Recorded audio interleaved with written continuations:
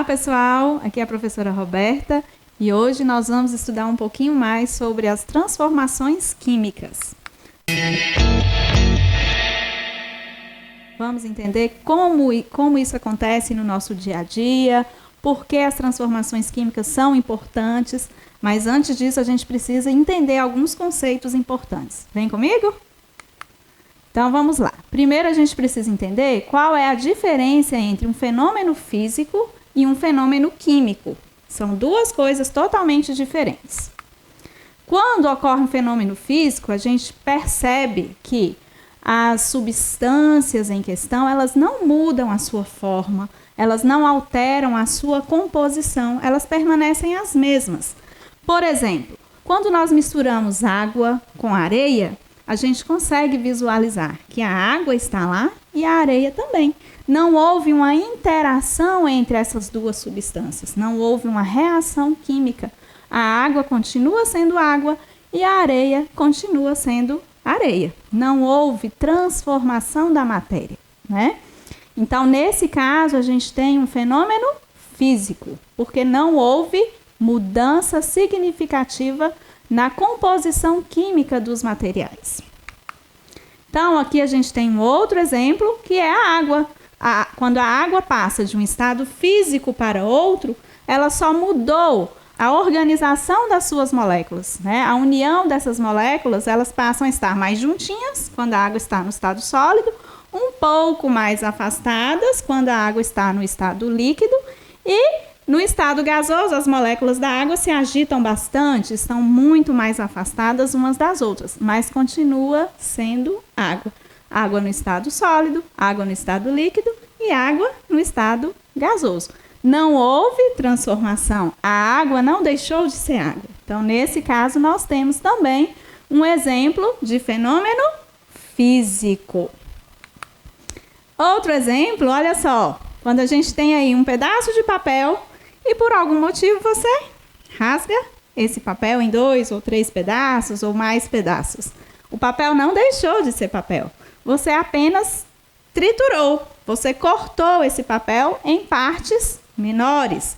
Então, nesse caso, nós temos também um fenômeno físico, porque o papel continua sendo papel. Não houve alteração na sua composição. Não alterou a composição das folhas de papel. Ok? Então, fenômeno físico, não há alteração química, não há mudança, não há transformação da matéria. A matéria continua sendo a mesma, as substâncias continuam sendo as mesmas. Ok? Entendido? Então, vamos lá.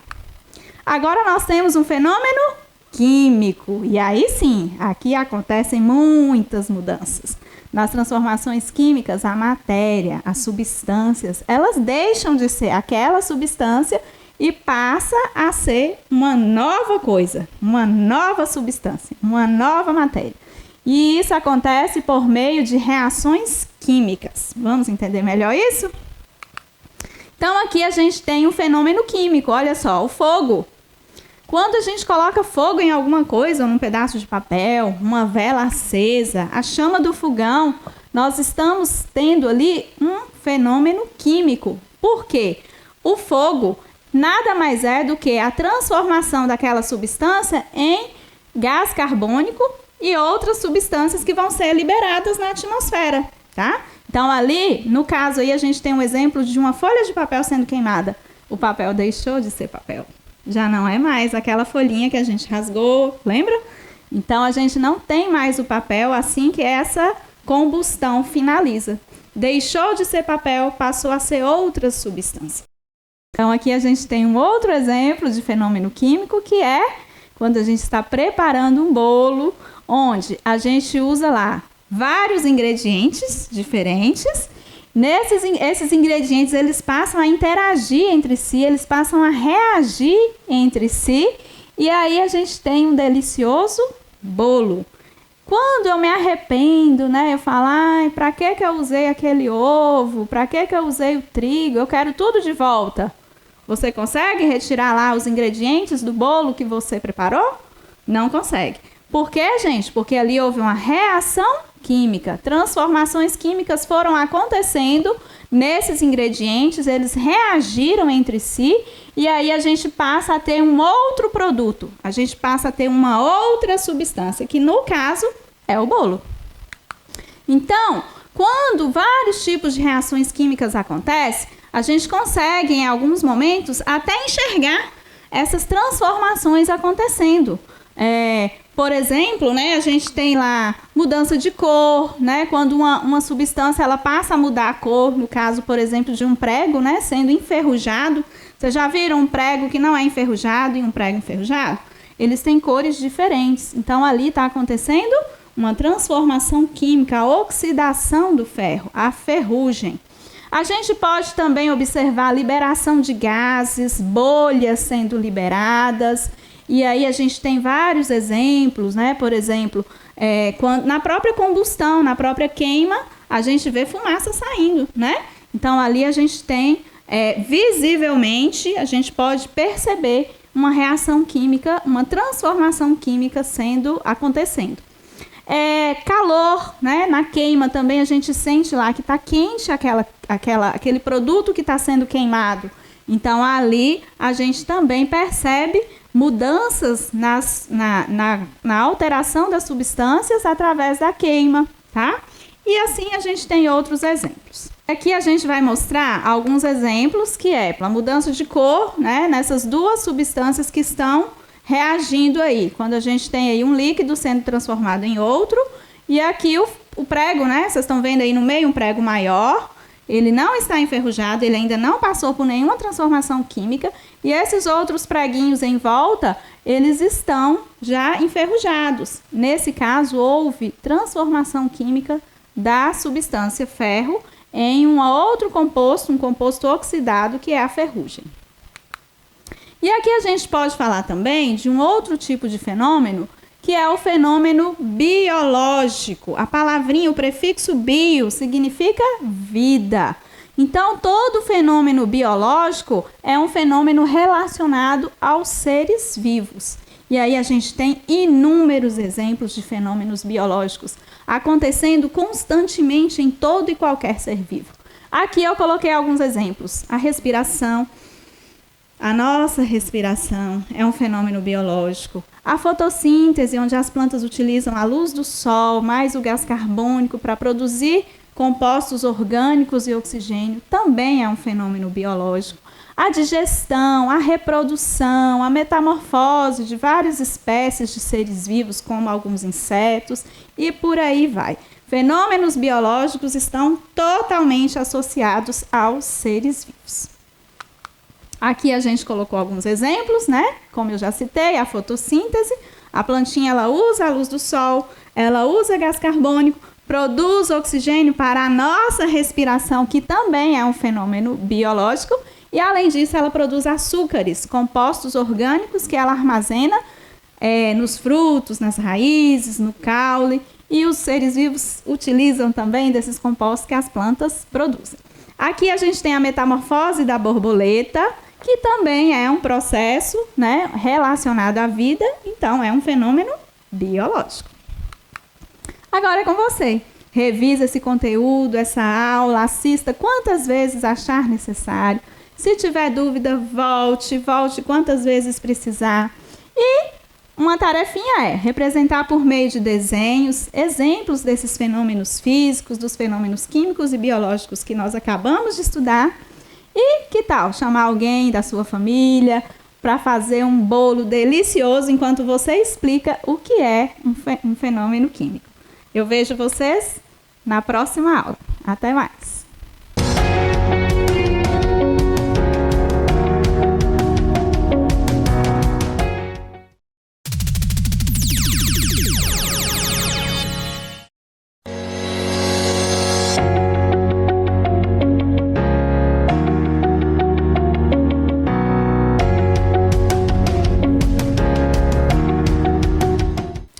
Olá pessoal, aqui é a professora Roberta e hoje nós vamos entender e conhecer como que as transformações químicas elas estão aí presentes no nosso dia a dia e como a gente se beneficia delas, hein? Vamos lá? Então, olha só, agora que você já sabe que as transformações químicas, elas alteram a natureza das substâncias, ocorre transformação de uma substância em outra, vamos entender como isso acontece no nosso dia a dia? Você já viu várias reações químicas acontecendo e nem se deu conta disso. Olha só. Quando nós estamos preparando um alimento, a gente usa o fogão, não é mesmo?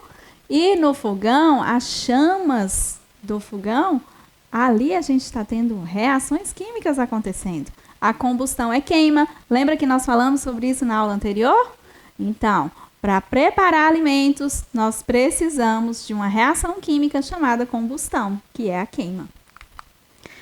Também falamos na aula anterior sobre o preparo de alimentos. E muitos desses preparos, em muitos deles, ocorre transformação de uma substância em outra. Já falamos sobre o bolo, lembra? Os frutos, quando eles estão no processo de amadurecimento, várias reações químicas acontecem ali para que esse fruto ele passe do seu estado de fruto verde para fruto maduro. Você gosta de banana mais madura ou mais verde? Eu prefiro ela um pouquinho mais verde. Aqui a gente tem um exemplo de transformação química que é chamada de fermentação lática. Não sei se vocês já ouviram falar sobre isso, mas eu tenho certeza que você já tomou um delicioso iogurte, não já? Então, o preparo de iogurtes é feito a partir de uma transformação química chamada de fermentação. Então, o leite, ele se transforma em iogurte através de várias reações que são feitas por micro-organismos, inclusive, que transformam aquela característica do leite na característica que a gente tem aí do iogurte, que é mais azedinho, né? Inclusive até mais saboroso do que o próprio leite. E aí sim, nós temos também uma reação química, várias transformações químicas acontecendo ali. Nós temos um outro tipo de transformação química que também é um tipo de fermentação, mas nesse caso é a fermentação alcoólica, onde nós temos aqui no Brasil a matéria-prima mais utilizada para esse tipo de transformação é a cana-de-açúcar. Então, a cana-de-açúcar ela é fermentada em grandes usinas e essa fermentação produz álcool. Lembra que a gente usou tanto esse álcool nessa pandemia, né? Pois é, ele foi transformado a partir da cana-de-açúcar. Viu como ocorre transformação química em todo esse processo? A gente tinha antes um fruto, um vegetal, que deixou de ser vegetal e passou a se transformar em um produto que nós utilizamos para higienizar. Higienizar as mãos, higienizar objetos. E é isso, transformação química. Tá vendo como que ela é importante para o nosso dia a dia? A nossa respiração, consegue ficar aí 2 minutos sem respirar? Já tentou? Eu já tentei, mas eu não consegui. Não consigo ficar nem 10 segundos. Por quê? Porque a respiração ela é vital para nós. Nós precisamos do oxigênio para que ele entre nas nossas células e nas nossas células várias reações químicas, várias transformações químicas acontecem utilizando o oxigênio que nós respiramos. Então, olha só, o tanto de transformações químicas que acontecem no nosso corpo. Tem mais uma. Vamos lá? A digestão. Lembra daquela batata frita que você comeu? Gostosa, não é? E cadê ela? Para onde foi? O que aconteceu com a sua batata? Ela foi transformada através do processo de digestão. O nosso organismo, ele digere todo o alimento que nós consumimos durante o dia, transforma esse alimento em moléculas bem pequenininhas, bem menores, que vão ser absorvidas de novo nas nossas células, como fonte de energia, como fonte de nutrientes, para que a gente possa se manter vivo. Então, a digestão também é um tipo de transformação química que acontece no nosso corpo.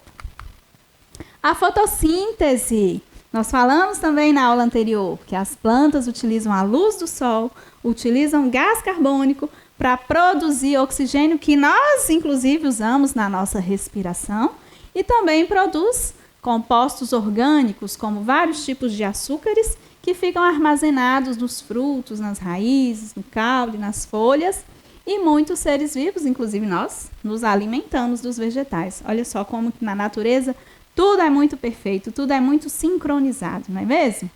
Então, a fotossíntese também é um tipo de transformação química.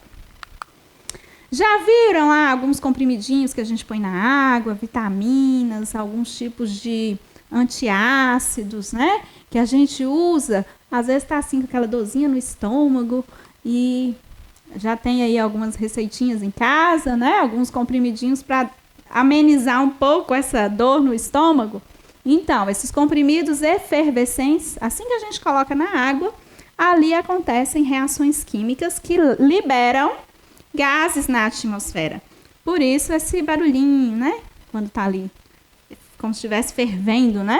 Na verdade, são reações químicas acontecendo e produzindo outras substâncias. E uma delas são os gases que são liberados. Então, essas são apenas algumas, né, das transformações químicas que acontecem diariamente, constantemente no nosso dia a dia, e muitas vezes a gente nem se dá conta de que está acontecendo, não é mesmo? Existem várias, inúmeras outras reações. O nosso planeta, ele é cíclico, então várias reações acontecem nas florestas, na atmosfera, na água, no nosso corpo, no corpo dos seres vivos e por aí vai. E a gente aproveita várias dessas reações para o nosso benefício. Por hoje é só. Agora é com você. Assista, revise essa aula quantas vezes você achar necessário e represente por meio de desenho alguns desses modelos de transformações químicas que a gente explicou aqui para você. Faça uma lista de como a gente pode se beneficiar dessas transformações químicas. Vejo você na próxima aula. Até mais!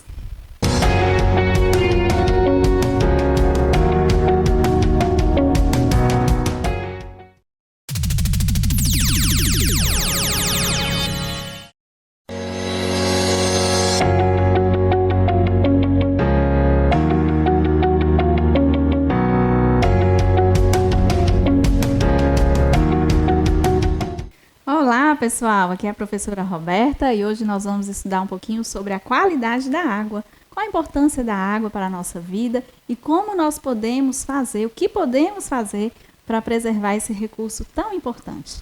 Vamos lá?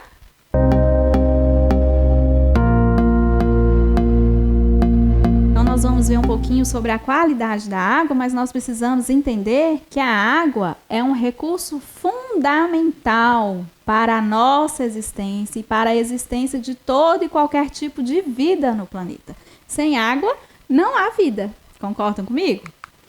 Além de formar e compor os organismos vivos, a água também mantém esses organismos vivos, né? Compõe as células e mantém essas células, as células dos seres vivos, funcionando de forma eficiente. A água, ela participa de várias reações das células e dos organismos de maneira geral. Então, a água é muito importante. Só para vocês terem uma ideia, o nosso corpo, nós seres humanos, temos em torno de 70% do nosso corpo formado por água. Imagina se a gente não toma água, se a gente não hidrata o nosso corpo. Vamos ter dificuldade, não é mesmo? Um peixe tem em torno de 65% de água compondo o seu corpo. É muita água dentro do organismo, não é mesmo? E outro exemplo, a gente tem as frutas, né? Muitas frutas também armazenam água em seu interior. Então, pessoal, todo ser vivo contém água em seu interior e a água, ela participa de várias reações das células desses seres vivos. Além disso, né, nós já sabemos que a água, ela faz parte de vários ambientes do nosso planeta. Nos oceanos, nos mares, nos rios, lagos, lagoas, no subsolo, nas geleiras, e por aí vai. A gente tem água aqui, ó, na atmosfera, vapor d'água. Então, a água, ela está presente em todo o planeta. Porém, a maior parte da água que está aqui no nosso planeta, ela é salgada. E para o nosso consumo, ela acaba sendo imprópria, porque a gente não consegue filtrar esses sais se por acaso a gente ingerir a água salgada. Então, ela é imprópria para o nosso consumo. E o que é que está disponível para nós? Somente um pequeno percentual, uma pontinha dessa água que está no nosso planeta, que é a água doce, né? Pessoal, então, como esse recurso ele é tão escasso, ele é limitado, nós precisamos sim ter o maior cuidado de zelar pela água que está disponível para nós, para que ela não venha a faltar no futuro próximo. E para que a gente possa entender e aprender como cuidar da água, a gente precisa entender o que é que significa esse termo aí, água potável. O que significa água potável? Nós definimos água potável como aquela que é destinada à ingestão, à preparação, à produção de alimentos e à higiene pessoal. Independente de onde ela veio, se ela veio do subsolo, se ela veio de um rio, de um lago, não importa a sua origem, desde que ela seja própria, que ela esteja apropriada para o consumo humano. Então, isso é chamado água potável. Mas e aí? O que a gente pode estar fazendo para que a gente tenha acesso à água potável, para que a gente possa preservar a qualidade dessa água e para que ela esteja sempre disponível para nós, para as futuras gerações e para os seres vivos de maneira geral? Então, aqui vão algumas ações, alguns exemplos de ações que nós devemos tomar no nosso dia a dia para que a gente possa sempre ter essa água disponível para nós. O primeiro deles, proteger os mananciais. O que são mananciais, gente? Os reservatórios de água, né? Os rios, os lagos, os reservatórios naturais. A gente tem que preservar esses espaços onde a água se acumula, para que a gente possa estar utilizando desse recurso. Outra ação que nós devemos tomar é reflorestar as margens dos rios, porque as margens dos rios, elas seguram. Toda vez que tem áreas vegetais, regiões de florestas nas margens dos rios, elas seguram o solo daquela região e não permitem que o solo desça e entupa, né? Preencha o leito dos rios com terra. Então, as margens dos rios, elas funcionam como uma proteção para que os rios consigam manter o seu curso e a disponibilidade de água ali naquela região. Evitar o desperdício é uma ação extremamente importante no nosso dia a dia. Ao tomar banho, feche o chuveiro ao ensaboar. Quando for escovar os dentes, feche a torneira. Reaproveite a água da lavagem das roupas. Evite usar mangueiras para lavar calçadas, para lavar o carro, né? Economize o máximo que puder, de preferência usando água no balde. Existem várias e várias formas da gente economizar água. Utilizar a água de forma consciente, sempre sabendo que é um recurso que pode vir a faltar se a gente não tiver esse devido cuidado, ok? Tratar os esgotos. Quando a gente trata os esgotos, a água tratada, ela volta para os cursos dos rios e gera um procedimento mais sustentável, né, de utilização da água para esgoto. Então, essas são apenas algumas, existem várias outras, e nós devemos sempre estar atentos a como podemos fazer, como podemos ter atitudes mais sustentáveis em relação à água. Agora é com você, revise esse conteúdo, assista essa videoaula quantas vezes achar necessário. E para refletir, eu coloquei aí 2 perguntinhas para que vocês possam estar aí respondendo, né, diante de tudo que foi assistido hoje, tudo que vocês viram hoje, que atitudes nós podemos tomar na nossa casa, na nossa escola, para preservar a água? E quais são as ações que os órgãos públicos, né, eles devem tomar para que essa água esteja sempre disponível para o consumo humano? Por hoje é só, eu fico por aqui e aguardo vocês na próxima aula. Até mais!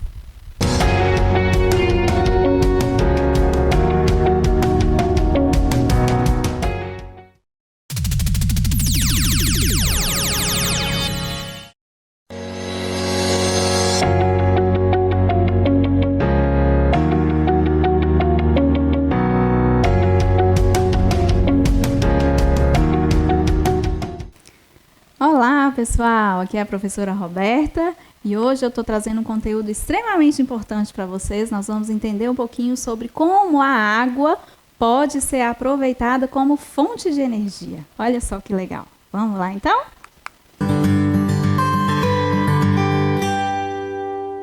Você sabia que a água ela pode ser utilizada como fonte de energia? Você já ouviu falar sobre isso? Será? Você sabe de onde vem a eletricidade que chega à sua casa? A lâmpada que acende? Como que isso acontece? De onde vem essa energia? De onde vem toda essa eletricidade que alimenta os nossos aparelhos eletroeletrônicos, aparelhos domésticos e por aí vai? Vamos entender um pouquinho mais sobre isso? Então vamos lá. 93% aproximadamente da energia elétrica que chega a todas as residências do Brasil vem das hidrelétricas. E o que é hidrelétrica? São usinas que geram eletricidade a partir da água. Vamos entender como é que isso funciona?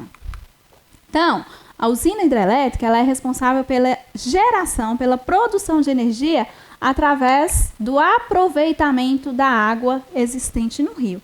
Mas como assim? Como a água se transforma em energia elétrica? Como é que essa mágica acontece? Vamos entender agora como isso acontece. Então, as moléculas de água ela têm energia acumulada que é chamada de energia potencial. Toda vez que a gente movimenta essas moléculas de água, a gente passa a ter ali uma energia mecânica que se transforma em energia cinética, energia de movimento. E toda essa força que tem nas moléculas de água, imagina aquela grande quantidade de água movimentando, a energia desse movimento se transforma em energia cinética, que depois passa a se transformar em energia elétrica. E através de todo o sistema de fios, de cabos, essa energia elétrica ela é distribuída para as nossas casas. Então, assim funciona, né, uma usina hidrelétrica. A gente tem um grande reservatório de água, uma barragem. Esse grande reservatório ele tem uma saída de água por onde a água desce em movimento, né, um duto. Essa água movimentando, ela vai movimentar uma turbina, uma grande turbina que vai estar em contato com o gerador. E esse gerador é que vai fazer essa transformação acontecer da energia de movimento da água em energia elétrica que vai ser recolhida pela fiação e ser depois distribuída para todas as residências e as instituições de maneira geral. Essa água, depois que ela passou, ela veio em queda, né, ela passou por um percurso, ela volta de novo ao curso normal de um rio. Então, é assim que funciona toda a estrutura das hidrelétricas, que são as principais geradoras de energia para o nosso país. E quanto maior o volume de água, quanto maior a quantidade de água sendo movimentada, quanto maior a quantidade de água em queda, maior é a capacidade de geração de energia.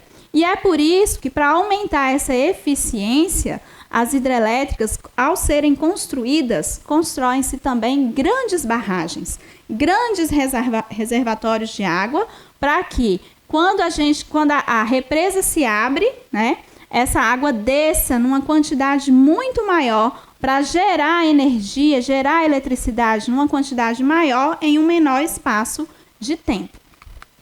Então, aqui nós temos um exemplo de uma grande usina hidrelétrica e ali, ó, ao fundo, a gente tem a barragem, o grande reservatório de água e a região de queda da água, por onde ela vai passar e todo o processo de geração de energia vai acontecer.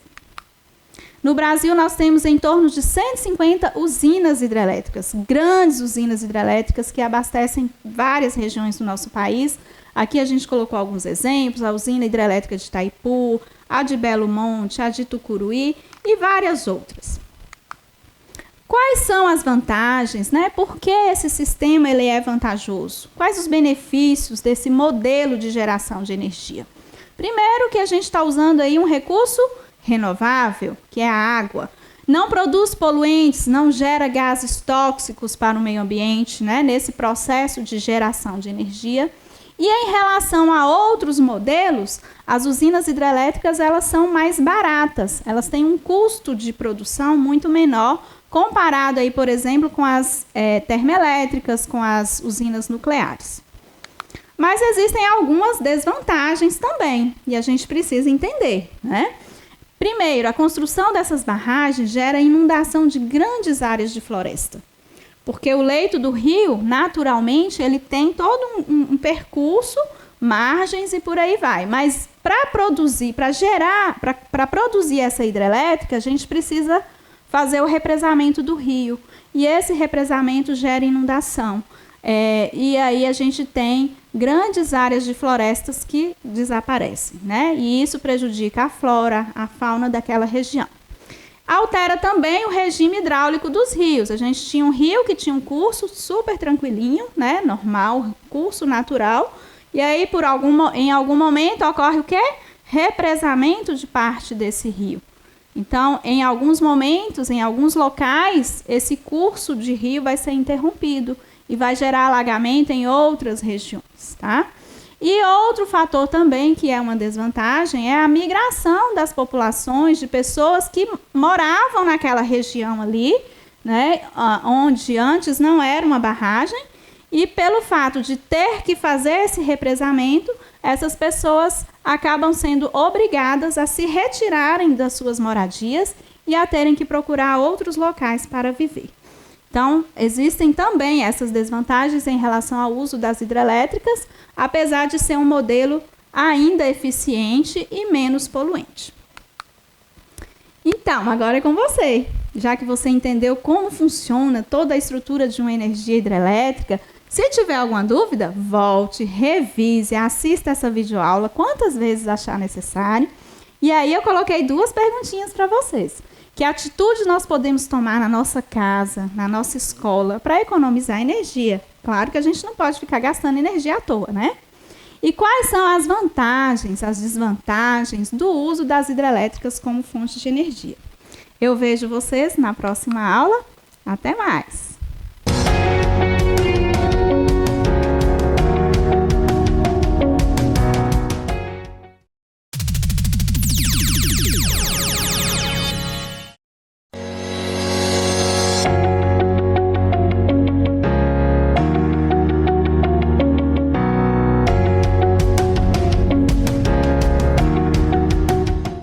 Olá pessoal, aqui é a professora Roberta e hoje nós vamos falar sobre um tema muito importante que é a qualidade da água que nós consumimos. Vamos entender um pouquinho sobre isso?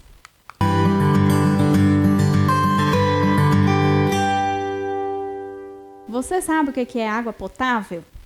Esse termo, água potável, como nós até já falamos em algumas aulas anteriores, se refere à água que está disponível para o nosso consumo e que não oferece risco para a nossa saúde. E qual é a origem da água que nós consumimos? De onde ela vem? Como ela chega à nossa casa, às nossas residências?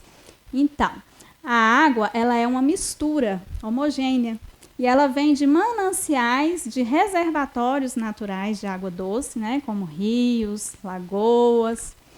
E ela é uma mistura onde nela existem algumas partículas, alguns componentes que nós não podemos ingerir. Então, por mais que essa água pareça limpa, ela pode conter ali algumas impurezas, alguns resíduos, que antes de estar disponível para o nosso consumo, precisa passar por tratamento. Olha só, nessa imagem você consegue visualizar a diferença de uma água potável, própria para o nosso consumo, de uma água que não está tão própria assim, né? Então, na água sem tratamento, pode ter ali dentro, né, nessa mistura, agentes patogênicos. O que significa isso? O que é um agente patogênico? São micro-organismos, seres vivos muito pequenininhos, microscópicos, que se a gente ingerir junto com a água, eles podem oferecer risco à nossa saúde. Né? Então, é por isso que a água ela precisa ser tratada antes da gente consumir. E para que ela seja tratada, é necessário que ela passe por todo um processo, por toda uma cadeia, né, uma série de etapas de tratamento, para que ela chegue na nossa casa sem oferecer risco para a nossa saúde. Mas como que isso acontece? Como é que esse tratamento é feito? Onde ele é feito? É isso que nós vamos entender agora. Vamos lá? Hoje a gente vai falar sobre estação de tratamento de água. Como funciona, como é que funciona para a água chegar limpa até a sua torneira, a torneira da sua casa, da sua empresa, da sua indústria, ou seja, todo o processo de tratamento de água. A primeira parte, então, é a captação da água. A água que usamos para as mais diversas atividades no nosso dia a dia, como tomar banho, escovar os dentes, lavar pratos, regar jardim, enfim, essa água é captada dos rios, lagos e represas por meio de bombas. Essa água vem com folhas, galhos, lodo, bactérias, enfim, vem com muita sujeira. Para ficar pura, sem gosto, cheiro ou cor, ela passa por um processo de limpeza que dura cerca de 3 horas. Dos reservatórios onde é feita a captação, a água é levada por grossas tubulações, também chamada de adutoras, para as estações de tratamento de água, conhecidas simplesmente como ETA. Caso não existam morro ou outros obstáculos pelo caminho, estações elevatórias se encarregam de bombear a água terreno acima. Agora vamos para a bacia de tranquilização. Ao chegar à ETA, a água bruta normalmente encontra-se sob forte pressão. Por isso, ela passa primeiro por uma bacia de tranquilização. A função desse tanque é reduzir a velocidade da água. Na bacia de tranquilização, a água sofre um processo inicial de limpeza. Ela passa por grades que retêm os detritos sólidos maiores, como troncos, galhos de árvore e até peixes. Ainda nesse tanque, dosadores jogam cloro para matar vírus, bactérias e outros micro-organismos e dissolver metais presentes na água. Na terceira etapa do processo, a água passa por canais de coagulação, onde recebe sulfato de alumínio líquido. Esse produto serve para desestabilizar as partículas de sujeira. Nos tanques floculadores, motores agitam a água em velocidade controlada e causam aglutinação das partículas sólidas em suspensão, formando flocos maiores, daí o nome de processo de floculação. No tanque de floculação, a água segue para os decantadores, uma espécie de piscina a céu aberto, onde fica por cerca de 90 minutos. Este é o tempo necessário para que os flocos se depositem no fundo, livrando a água de boa parte das impurezas sólidas.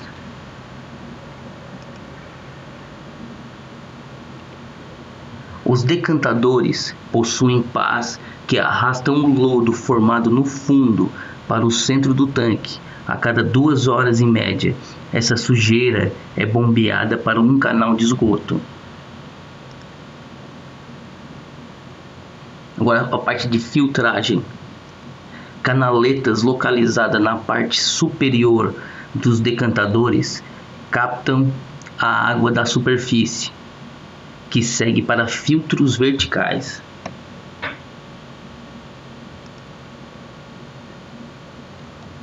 Esses filtros são formados por camadas de carvão, areia, pedregulho e cascalho. A sujeira que restou da fase de decantação fica aprisionada nos filtros.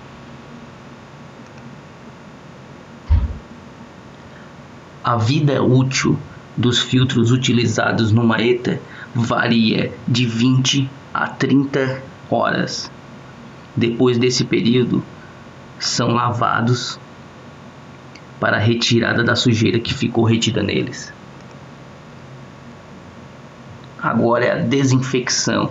Depois da filtragem, o tratamento que está quase finalizado nessa etapa, na última etapa, a água passa por 3 processos distintos e complementares: a cloração, a alcalinização e a fluoretação.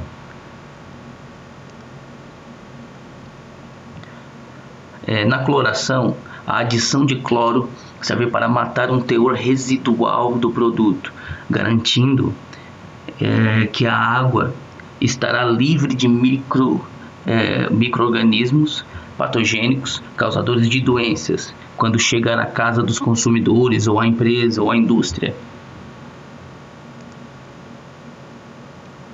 A alcalinização é feita com a colocação de cal na água e serve para evitar a corrosão de canos da rede de abastecimento, Então ela vai evitar que os canos se corroam.